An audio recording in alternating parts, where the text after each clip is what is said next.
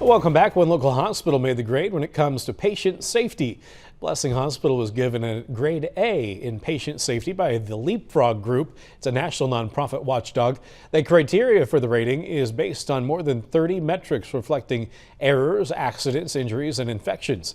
One Blessing official talked about what standard of care was needed to receive that grade A designation. It is very difficult to achieve. It takes a big team of people here at Blessing to go through all of the criteria every 6 months and to make sure that we are still exceeding standards based on Leapfrog. She also mentioned other initiatives like having an ICU doctor in the house 7 days a week and a hand hygiene compliance program.